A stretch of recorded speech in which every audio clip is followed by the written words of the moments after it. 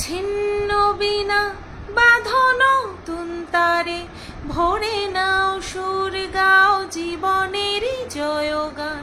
তোলো ছিন্ন বিনা বাঁধনো তুন্তারে, ভরে নাও সুর গাও জীবনেরই জয়গান।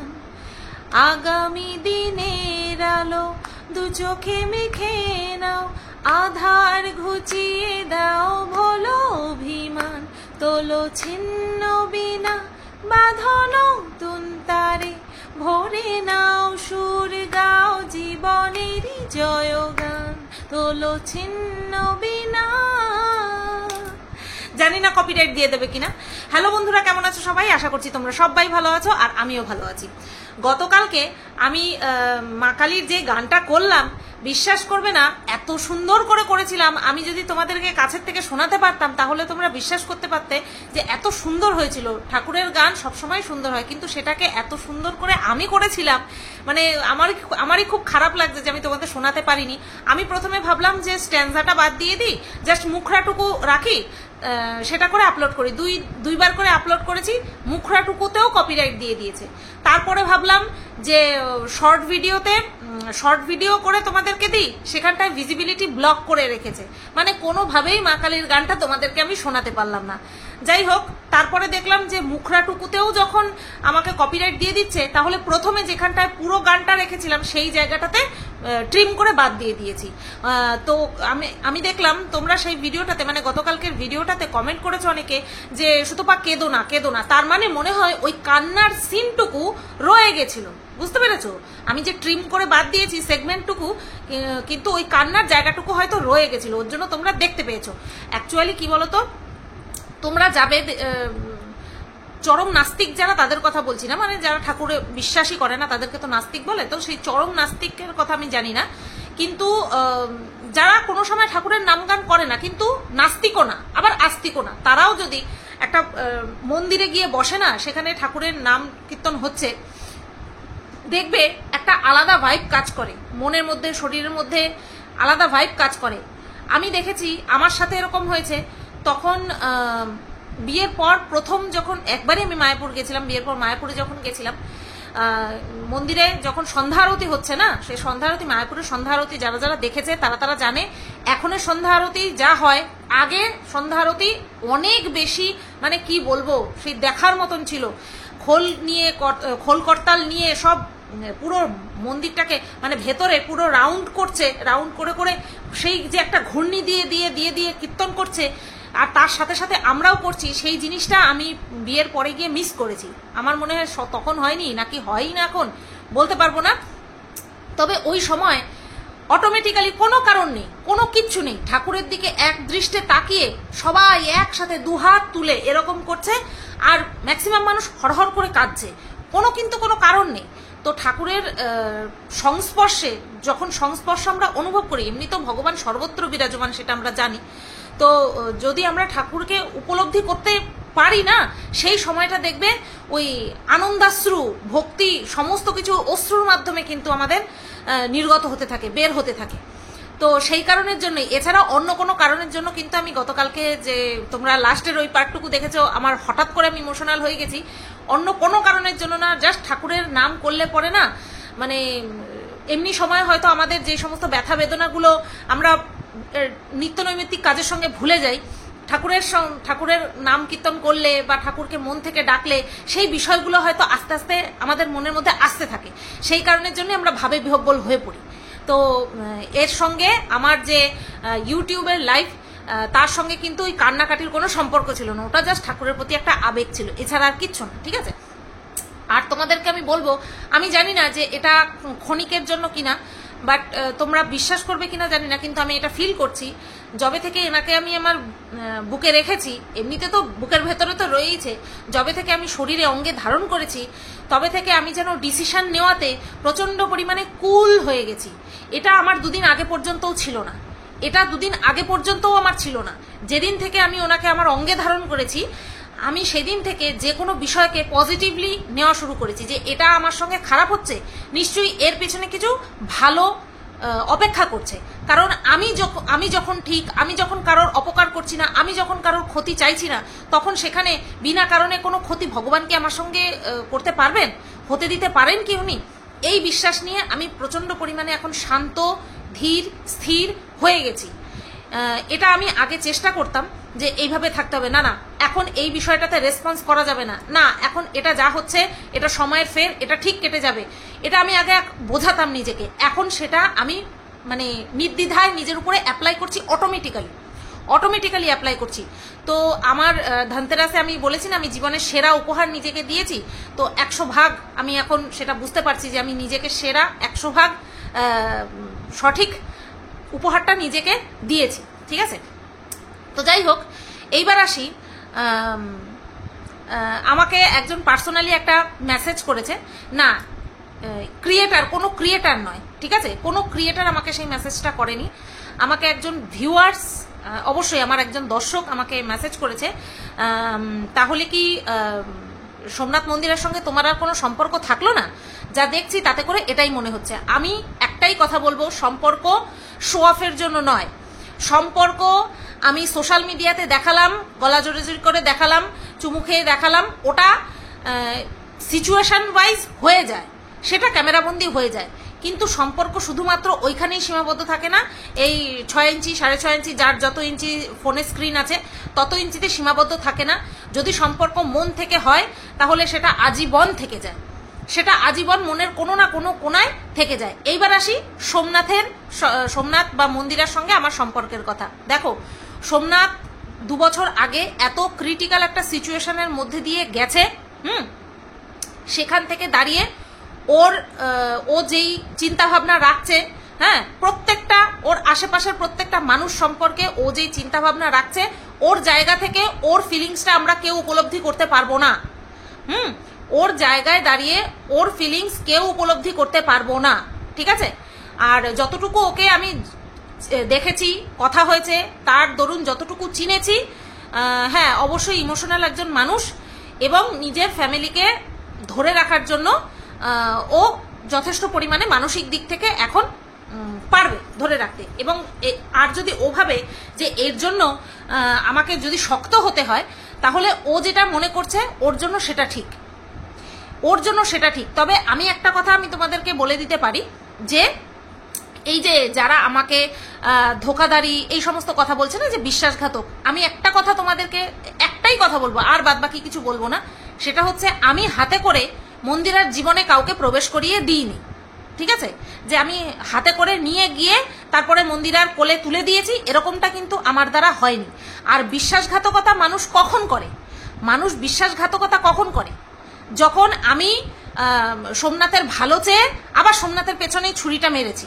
এটা যদি আমি করতাম তাহলে লোকে আমাকে বলতে পারতো যে আমি বিশ্বাসঘাতকতা করেছি, কিন্তু আমি তো সেরকম কিছুই করিনি। আমার একটা ভুল হয়েছে, যেটা কিনা আমি সবসময় বলি, সেটা হচ্ছে আমি যদি হট করে মন্দিরার কথা মতন কাজ না করে আমি পুরো বিষয়টাকে অ্যানালাইসিস করতাম, তাহলে হয়তো ওই ডিসিশনটা আমার ইউটিউব লাইফের ভালো একটা ডিসিশন হতো, কিন্তু সেটা করতে পারিনি, সেটা আমার ভুল।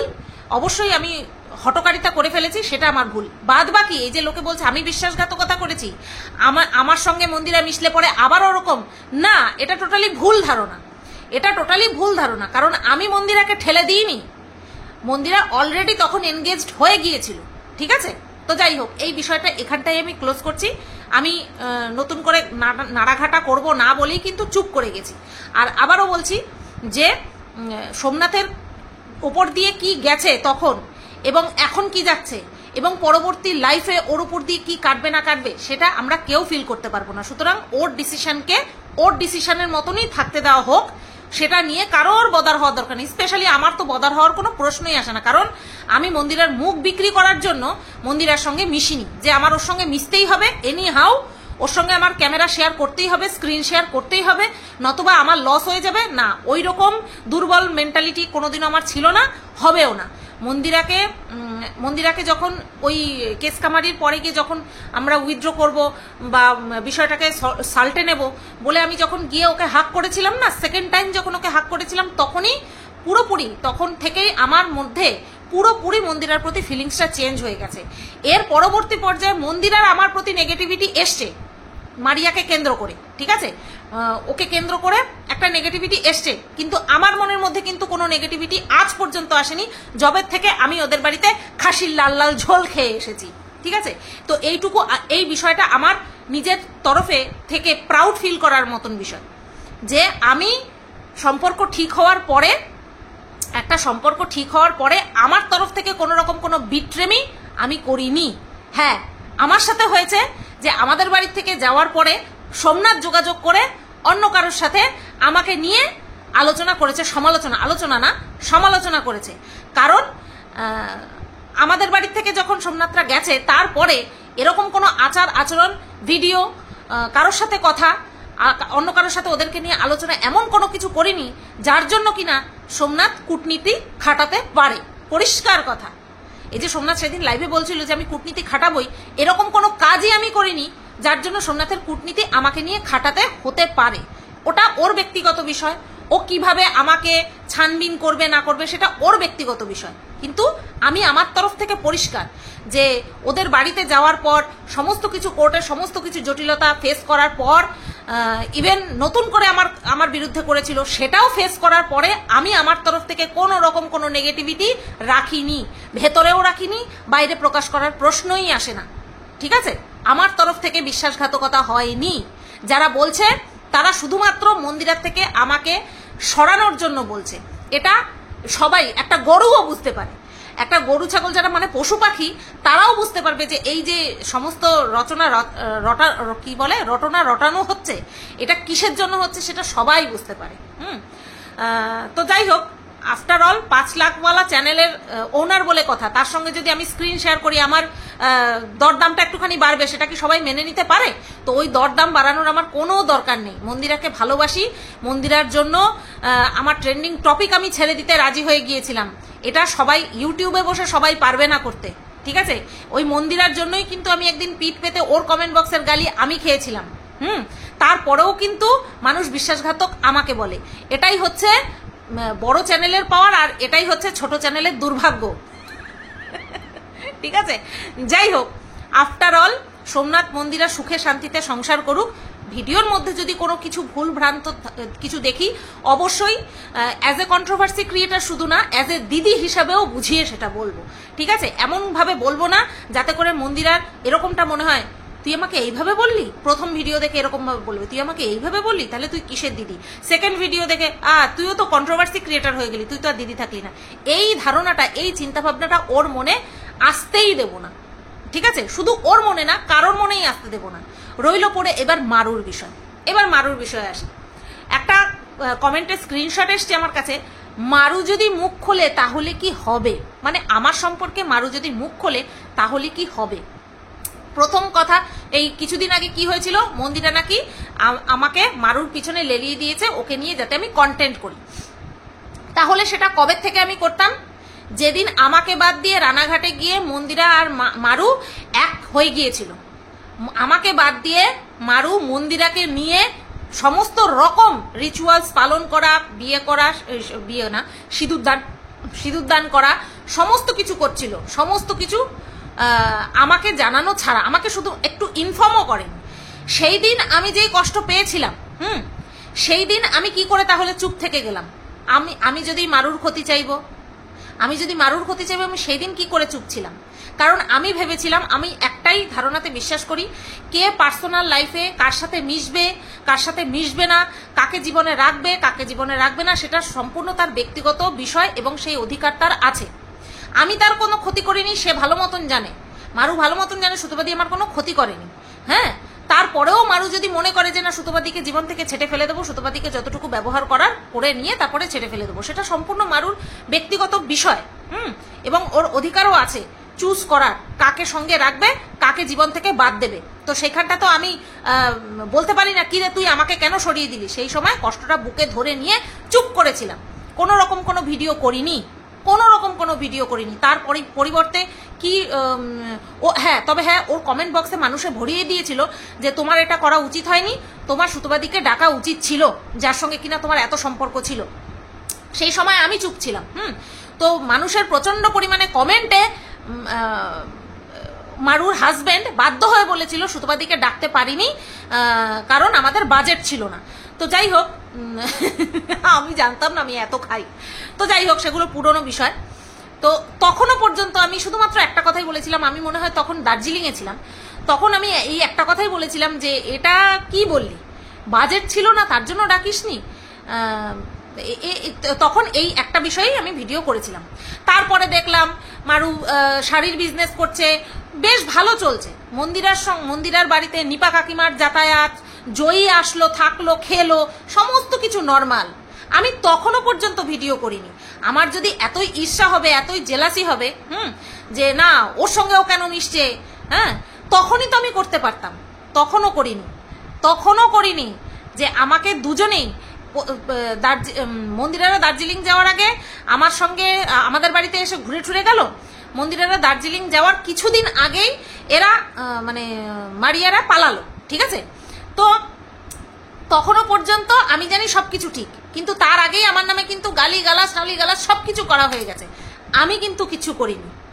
তাই সগর্বে এবং সদর্পে বিশ্বাসঘাতক ট্যাগটা আমি নিলাম না, ঠিক আছে। আমি কোনটা অ্যাকসেপ্ট করব? আমাকে তো পথ চলতি কত কুকুর আমাকে ঘেউ ঘেউ করে যাবে। আমি কি সবার ডাকে সাড়া দেবো নাকি? দেব? যেই বিষয়টা আমার গ্রহণ করার, সেই বিষয়টা আমি ঠিক গ্রহণ করব। যেটা নেওয়ার না, তাকে সেই বিষয়টা যে আমাকে নিয়ে বলছে তার মুখেই ছুঁড়ে মারবো। এইবার কখন গিয়ে আমার কষ্টটা হয়, যখন আমি জানতে পারলাম যে আমাকে তো জীবন থেকে ছেটে ফেলে দিয়েইছে, কিন্তু তারপরে সেখানটায় থেমে থাকেনি, আমাকে নিয়ে রীতিমতো নোংরা কথা, খিল্লি উড়ানো, এই সমস্ত হয়েছে। তারপরে গিয়ে, তাও আমার কাছে যতক্ষণ না প্রুফ এসেছে, আমি মেনে নিতে পারছিলাম না। কোথাও না কোথাও মনে হচ্ছিল যে হ্যাঁ করলেও করতে পারে হয়তো। তারপরে গিয়ে যখন আমার কাছে প্রুফ আসে, তখন গিয়ে আমি রিয়াকশন দিই, এবং তখন থেকে আমি মারুর ভিডিও করি। তখন থেকে করি, মানে আমাকে চারিদিক থেকে রক্তাক্ত করে দেওয়ার পর আমি নিজের ব্যান্ডেজ করে নিয়ে তারপরে গিয়ে ব্যাকফায়ার করা শুরু করি। সেটুকুও কি আমি করতে পারবো না? তার জন্য কি কেউ আমাকে লেলিয়ে দেবে কারোর বিরুদ্ধে? লেলিয়ে দেবে তারপরে করব? আচ্ছা, আমার মেন কষ্টটা কি ছিল আমি সেটা ভিডিওতে বারবার বলেছি, যে আমি মারুকে চিনি, মারুর সাথে মিশেছি, তার থ্রুতে ওর হাজবেন্ডকে আমি চিনেছি, জেনেছি, মিশেছি, ঠিক আছে। এইবার যদি শুধুমাত্র মারুর হাজবেন্ড নোংরা কথা আমাকে নিয়ে আলোচনা করত, আমি সেটাকেও হয়তো কোনো একটা সাইডে রেখে দিতে পারতাম। যখন আমি শুনেছি আমার যাকে আমি বোন ডেকেছি সে আমাকে নিয়ে সেই নোংরা কথাতে তালে তাল দিয়েছে এবং খিল্লি উড়িয়েছে, তখন আমি বিষয়টা আর মেনে নিতে পারিনি। এবং সেই বিষয়টা আমি কিন্তু সোশ্যাল মিডিয়াতেও জানিয়েছি যে আমার এই জায়গায় কষ্ট হয়েছে, এই জায়গায় আমার রাগ হয়েছে। কারণ আমি সবসময় বলি আমার মনের ভেতরে যে আমার বাইরেও তা। তখন কিন্তু তারপরে কিন্তু ওরা বিষয়টা রিয়েলাইজ করে, সত্যি ওরা বিষয়টা রিয়েলাইজ করে। হ্যাঁ, হয়তো সোশ্যাল মিডিয়াতে এসে জানায়নি, বাট অনেকের সঙ্গে আমার কথা হয়েছে। কার সাথে কথা হয়েছে সেটা আমি তোমাদেরকে বলছি না, এই মুহূর্তে বলছি না, বাট তারা প্রত্যেকেই কিন্তু এই জিনিসটা মন থেকে স্বীকার করেছে, ইনক্লুডিং মারু স্বীকার করেছে যে সত্যি ওই নোংরা কথা আমাদের বলা উচিত হয়নি, তাল দেওয়া উচিত হয়নি। এটা কিন্তু ওরা স্বীকার করেছে, একবার না বহুবার স্বীকার করেছে, বহুবার বলেছে, ঠিক আছে। সুতরাং এই যে যারা বলছে, এখনো যাদের মনে হচ্ছে, কারণ ওই কমেন্টটা তো এমনি আসেনি, নিশ্চয়ই কেউ বলেছে যে মারু যখন মুখ খুলবে তখন কি হবে। মারু মুখ খুলে কি বলবে না বলবে আমার তা নিয়ে কোনো রকম কোনো মাথা ব্যথা নেই। তবে আমি এইটুকু জানি, কেউ যদি সত্যি অনুতপ্ত হয়ে চোখের জল ফেলে অনুতপ্ত বোধ করে, তখন সেই বিষয়টাকে বুকের ভেতরে ধরে না রাখাটাই ভালো। যে হ্যাঁ, এক সময় মারুকে আমি সব দিক থেকে হেল্প করেছি, আর মারু আমাকে নিয়ে এই করেছে, সঙ্গ দিয়েছে, খিল্লি উড়িয়েছে, সেই বিষয়টাকে বুকে ধরে নিয়ে আর কতদিন? কারণ আমরা যদি কোনো কষ্টকে পুষে রাখি, সেটা আমাদেরকে কষ্টই দেবে, এছাড়া এক্সট্রা কোনো ফল দেবে না। সবচেয়ে বেটার হবে কষ্ট থেকে শিক্ষা নিয়ে সেই কষ্টকে দূরে সরিয়ে রেখে এগিয়ে যাওয়া। এটাই হবে সর্বৈব আচরণ, সর্বৈব সদাচরণ, ঠিক আছে, নিজের সঙ্গে। আফটার অল নিজেকেই যদি সঠিক পথে পরিচালনা করতে না পারি, তাহলে মানুষে কে কি বলবে না বলবে, কে কি বললো না বললো, সেটা আমাদেরকে এফেক্ট কিন্তু বেশি করবে। ঠিক আছে, সুতরাং না, ওর বর স্বীকার করেনি আমার কাছে, ওর বর এখনো ক্ষমা চাইনি আমার কাছে। আর লোক দেখিয়ে যে ক্ষমা চাইতে হবে এটা কোনো কথা না, এটা বড় কথা না। ওর বর এখনো কোনো ক্ষমা চাইনি আমার কাছে।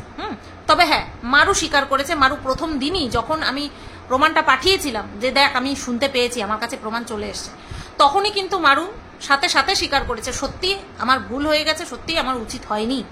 তো ঠিক আছে, আমি যখন গতকালকে যখন আমি বললাম যে কোনো নেগেটিভিটি নিয়ে আমি আর এগোবো না, কোনো নোংরামির প্রতিযোগিতায় আমি আর নামবো না, যদি কাউকে নিয়ে কন্ট্রোভার্সি করতে হয়, কি মারু কি মন্দিরা কি XYZ অন্য কেউ, তাদেরকে নিয়ে কন্ট্রোভার্সি এমন একটা লেভেলে আমি নিয়ে যাব, যতদিন কন্ট্রোভার্সি করব, এটা মনে রেখো, যতদিন কন্ট্রোভার্সি করব আমার চ্যানেল থেকে কন্ট্রোভার্সিকে আমি এমন জায়গায় নিয়ে যাব যেখানে কিনা নোংরা ভিউয়ার্সরা এসে মজা পাবে না।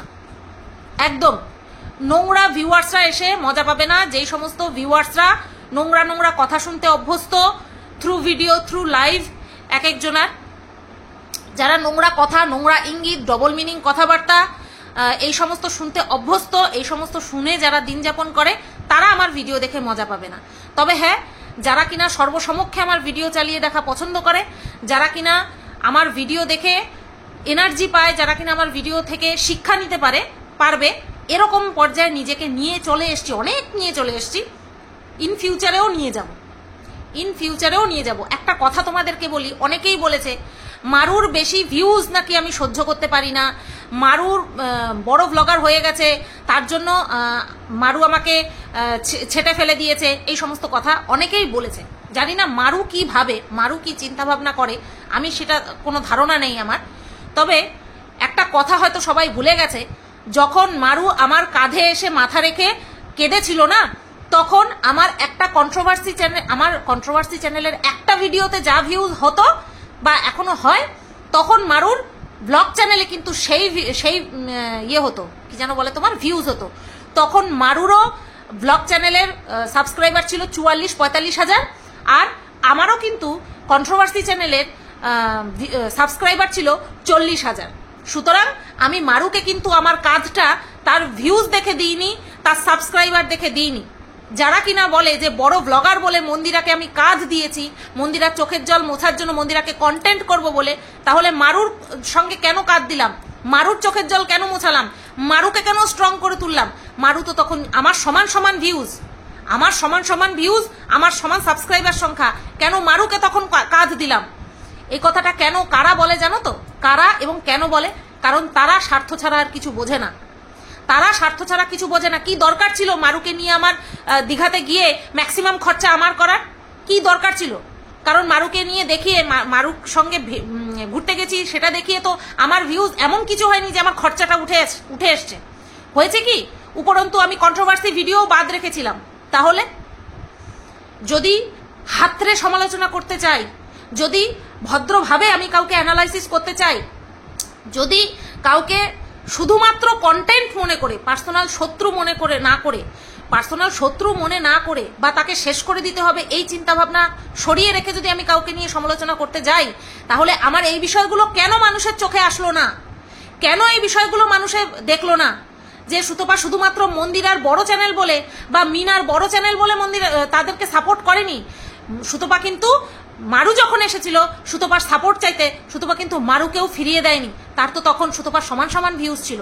এই জিনিসগুলো যারা কন্ট্রোভার্সি ক্রিয়েটার বলে নিজেদের দাবি করে, তারা কিন্তু এই জিনিসগুলো কোনোদিনও মাথায় আনেও নি, হয়তো বলা তো দূরের কথা।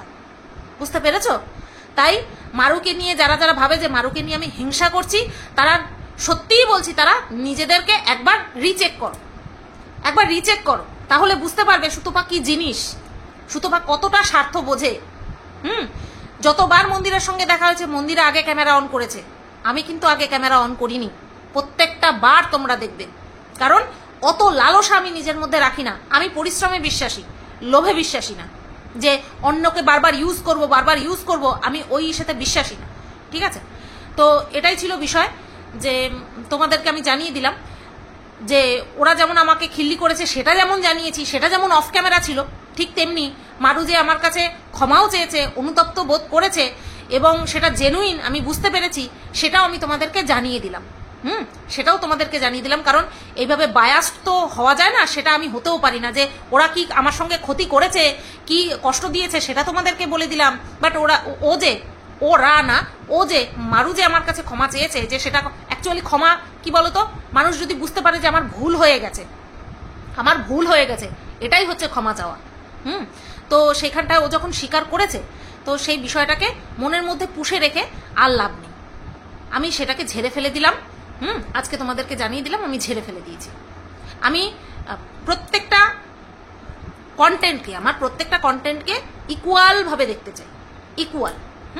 চলো, আর যতটুকু মারুকে নিয়ে যেভাবে আমি ফোর্সফুলি বা হার্ড হিটিং ভিডিও করেছি, সেটা কিন্তু কারোর পরিচালনা বশত নয়। কন্টেন্ট পেয়েছি, দেখেছি, ভিডিওতে টপিক করেছি, আর হচ্ছে তোমার আমার সঙ্গে যেই জিনিসগুলো হয়েছে সেগুলো হয়তো কোথাও না কোথাও কাজ করছিল। যখন আমি ভিডিও করছিলাম তখন হয়তো কাজ করছিল, এর মধ্যে কেউ আমাকে পরিচালনা করেনি। চলো, সবাই তোমরা ভালো থেকো, সুস্থ থেকো। ভিডিওটা কেমন লাগলো অবশ্যই কমেন্ট করে জানিও।